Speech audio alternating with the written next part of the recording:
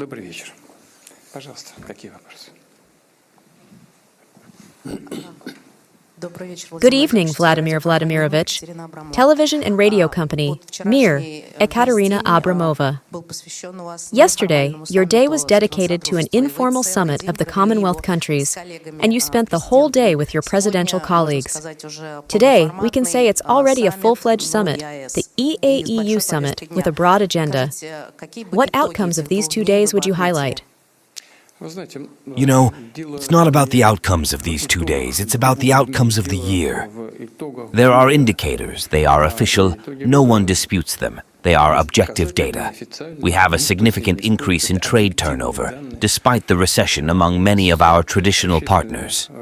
In the Eurozone, you know, there is a 1% increase, while in Belarus, 5.4-5.5% growth will be seen by the end of the year. In Russia, we are also generally satisfied with the results, around 3.9, most likely close to 4%.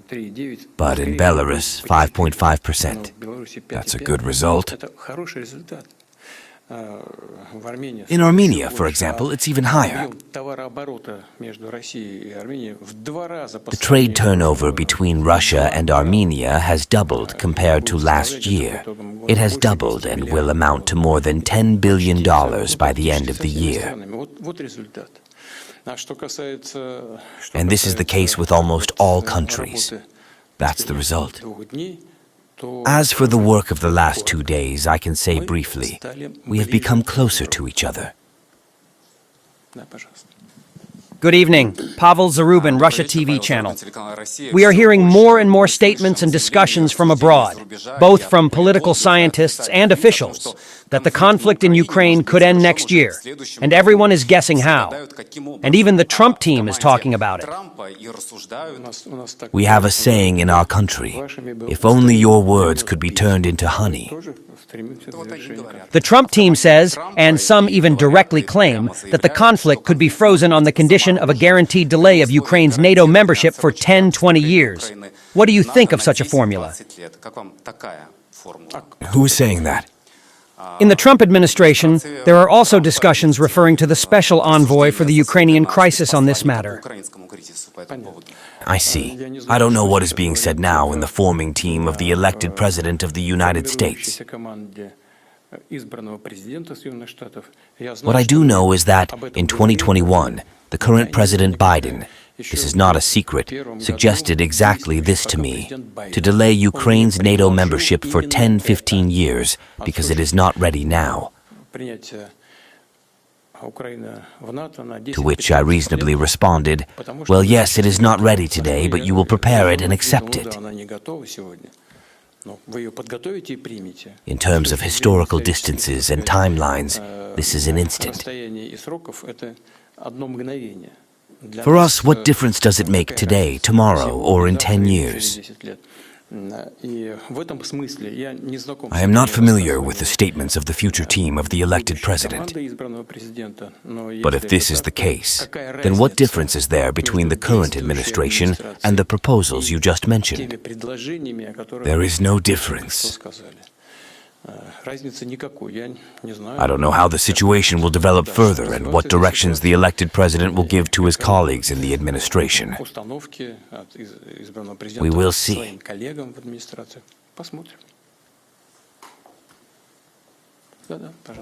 Yes, please, Andrei. Kommersant newspaper. Vladimir Vladimirovich, tell me, do you expect anything for yourself by the end of the year, and most importantly, from yourself? The question is vague. What does "from yourself" mean? Andrei, I don't quite understand what "from yourself" means. I don't expect anything special from myself. I consider myself a predictable, balanced person, acting according to a plan. This plan of all my actions, the governments, the administrations, and the central banks, we coordinated among ourselves, all our steps, and act quite steadily and predictably. We don't predict anything unusual, and it's impossible to predict anything unusual. Someone expects that the Oreshnik will take off and land, for example. You understand, we always respond in kind. They use certain weapons against us, we use the same. Listen, they used 5 to 7 ATACMS systems. Did you hear what was said yesterday or the day before? The Russian army responded with a comprehensive strike. 240 or 221, I think, strikes with precision-guided long-range weapons. If needed, we will see that the use of more powerful medium-range weapons will be required, and we will certainly use them. But we are not in a hurry. It is no secret. We are not hiding it. And I have said it. We do not have many Oreshnik systems yet. But we have them, and not just one system. But we are not in a hurry to use them because this is powerful weaponry, and it is meant for solving specific tasks. We have started serial production, and now we will produce the required amount and deploy some of them in Belarus.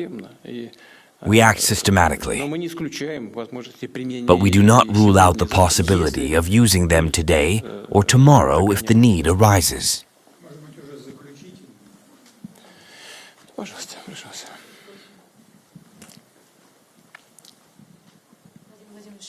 Vladimir Vladimirovich, we are nearing the end of a leap year, and as is typical for leap years, it has been a tough one.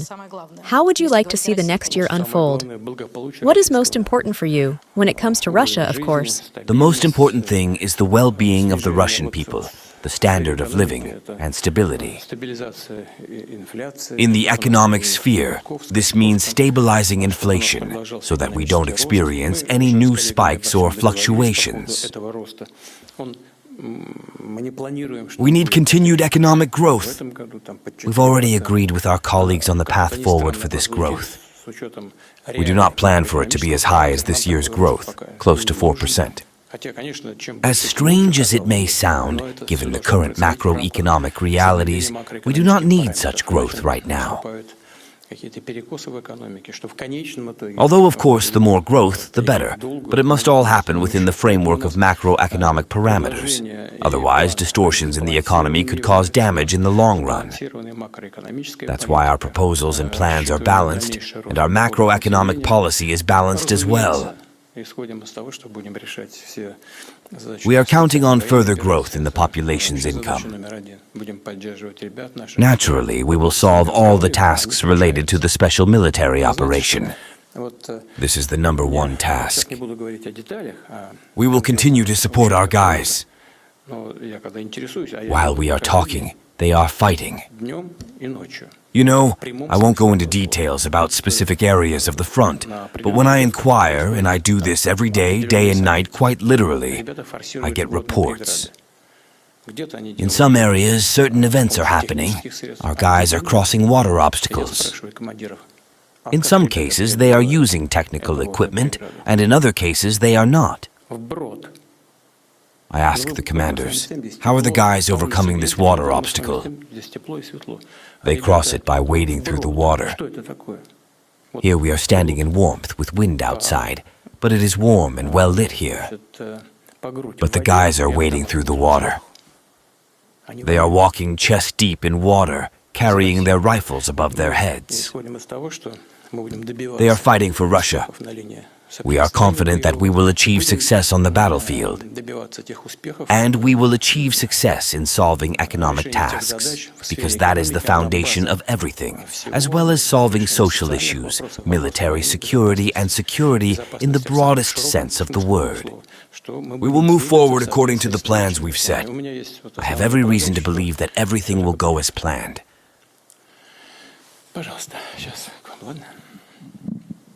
Olga Matvieva, radio stations Mayak and Vesti FM. Residents of the Kursk region, who suffered from shelling by the Ukrainian armed forces, have now begun receiving housing certificates. These can be used either to repair damaged homes or to purchase new housing in various regions of Russia. In the Belgorod region, a completely different approach is being taken. There, funds are being sent to residents' special accounts, which they can later use only for repairing their damaged homes. Could you please tell us if the federal authorities, or you personally, plan to introduce housing certificates in the Belgorod region so that people could use them to purchase housing in other regions of Russia, possibly relocating to safer areas if they wish? Thank you. You know, we believe that such issues should be resolved by local and regional authorities in dialogue with the people. The task of the federal authorities, the Ministry of Finance, is to allocate the necessary financial resources. We have the money and we give as much as the region needs. And the region, in dialogue with the people, I want to emphasize this and repeat it again, should choose the most optimal way to solve these issues for itself and for the people. If someone decides in the Kursk region or any other place that it would be better to issue certificates and give people the opportunity and right to choose to purchase housing anywhere in the Russian Federation, we will go along with it.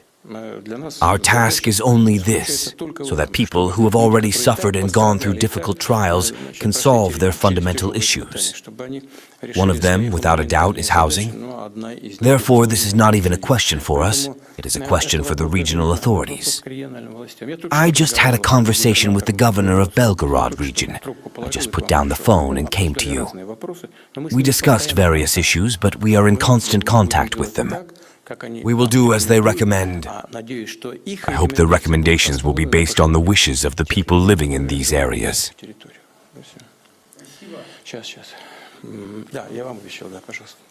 Hello, Vladimir Vladimirovich. Happy New Year to you. Unishev Life. You just mentioned that you are constantly in touch with the commanders day and night. This means that you have the most up-to-date information about the situation on the front line. The most up-to-date, I would say. It's hard to say whether it's the absolute fullest, but it's quite a lot. And your intuition is well developed, we've noticed. What do you believe yourself? Do you believe that by 2025, the conflict will be over, naturally with our victory? I believe in God, and God is with us. What else? Please. I wanted to ask about Robert Fico's visit to us last weekend. Could you tell us what was agreed upon? Were you able to resolve the gas issue regarding supplies to Slovakia and Europe in general? And is it true that he offered his country as a platform for negotiations with Trump? If so, what did you respond to him? Thank you.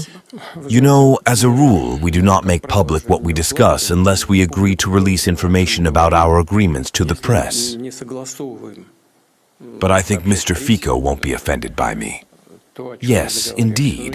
He said that if the negotiations are about a peaceful settlement, and I want to emphasize that Mr. Fico, I don't know, may have some disputes with the current Ukrainian leadership or with others in the European Union, where they don't always seem to understand each other, but he primarily spoke about a peaceful resolution to the Ukrainian issue.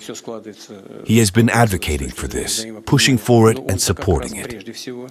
So I don't know what kind of complaints might come from Europe or anyone else, but that was his focus, and that's what he concentrated on. That's the first point.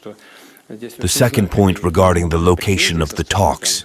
Yes, he said that if the negotiations proceed, they would be happy to offer his country as a platform for the negotiations.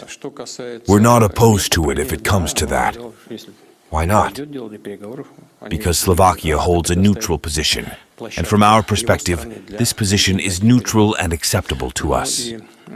Regarding agreements in the energy sector, we have always supported supplies and the depoliticization of economic matters. We have never refused to supply Europe. Have we refused? I've said it 1,000 times, I can repeat it. Poland closed the route through its territory. There is an active route. No one has disrupted it. There have been no explosions. It's functioning. All they need to do is press a button, and it will start flowing through Poland. It's called Yamal Europe, and it runs directly through Poland. Please turn it on tomorrow, and we will supply. The other route is through Ukraine's territory. War is war, but we regularly supplied and continue to pay for transit. And what happened? Ukraine took two routes, through Sudza and through Sukharnovka. Our troops took control of Sukharnovka, and for 6 months, or perhaps even longer, it worked peacefully. Ukrainian specialists were at the checkpoint. They worked there. No one harassed them. Everything was functioning fine. Then, for some reason, someone in Kyiv decided that they should close it. They closed it under the pretext that Russian forces controlled it. But 6 months ago, what were you thinking? It was working fine. There must have been other reasons, but I don't understand what they were. Now, Sudza, fighting is taking place there, and it is effectively under Ukrainian control, but we continue to supply 14 million cubic meters per day. Understand? Nevertheless, despite the fact that they control Sudza now, they announced that they will not extend the transit contract. We didn't say we were stopping. They announced they wouldn't renew the contract. If they won't, then fine. They are biting the hand that feeds them, as I've said before, because Ukraine cannot fight, let alone exist, without European support. But now they are punishing Europe by terminating the transit contract for our gas to Europe. It's already tough for them, with gas prices near $500 per 1,000 cubic meters. Right now, as we speak, I'm saying that there is no contract, and it's impossible to conclude one in 3 or 4 days. There won't be one. Prices will rise again. But we are not provoking this. It's their policy. Right? So what's the problem? They announced that there won't be a contract. They won't extend it. Then they realized that it's a problem for them. They started to panic. How did this panic manifest? They started reaching out to everyone, essentially asking someone other than Naftogaz of Ukraine to sign a contract for transit through Ukraine's territory so that the gas would be managed by Gazprom up to the border, and then, within Ukraine, under someone else's control, say Hungary, Slovakia, Turkey, or Azerbaijan, to sign a contract for transit through Ukraine's territory, and at the border with Europe, Gazprom and its partners would handle it.